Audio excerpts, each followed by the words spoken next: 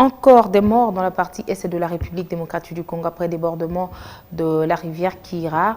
11 morts, plusieurs blessés et des disparus. Conséquence, le pont jeté sur la rivière Kira a été emporté par les eaux des pluies et la ville de Goma coupée de celle de Bukavu sur la nationale numéro 2. Et Goma Masisi Walikale, c'est le tableau du village. Rotoboko sur l'axe Sake en territoire de Masisi. Le gouverneur de la province est rendu ce vendredi sur les lieux. Carly Nzanzu a lancé un appel à la solidarité nationale pour assister les sinistrés. Les détails dans son reportage de Patrick Sialoua. Des vastes étendues de champs ravagés. Le pont jeté sur la rivière Kira a emporté des maisons, écoles et églises détruites. Voilà l'image du village Rutoboko, une vingtaine de kilomètres à l'ouest de Goma, en territoire de Masisi, suite à une pluie torrentielle. Le gouverneur des provinces, Caroline Nzanzu Kasivita, accompagné de membres de son gouvernement, ainsi que des députés provinciaux et nationaux, s'est rendu sur les lieux du drame, s'est rendu compte des dégâts, mais également réconforter la population. Et nous avons jugé d'abord de venir constater nous-mêmes personnellement, parce que nous avions eu des rapports, mais constater des visites, les degrés de dégâts, c'est catastrophique.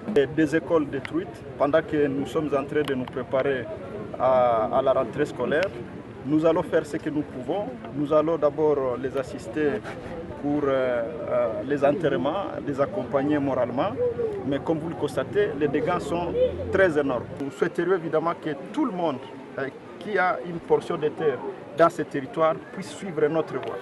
Boiser les sommets des collines, même les endroits qui ne sont pas propices à l'agriculture. Et les agriculteurs devront adopter la meilleure façon de faire des haies anti-érosifs. Des dizaines de morts et des blessés dénombrés et le gouverneur des provinces appelle à la solidarité nationale. Mais aussi solliciter la solidarité nationale.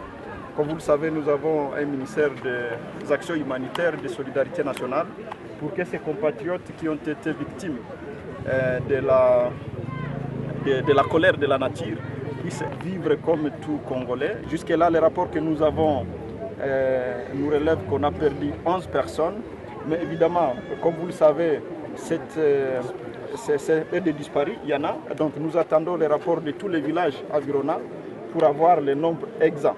Mais jusque-là, on a un rapport de 11 personnes et nous venons de visiter les familles qui ont perdu. On a même vu une famille qui a perdu 3 personnes, un jeune marié qui a perdu ses 3 enfants, c'est horrible.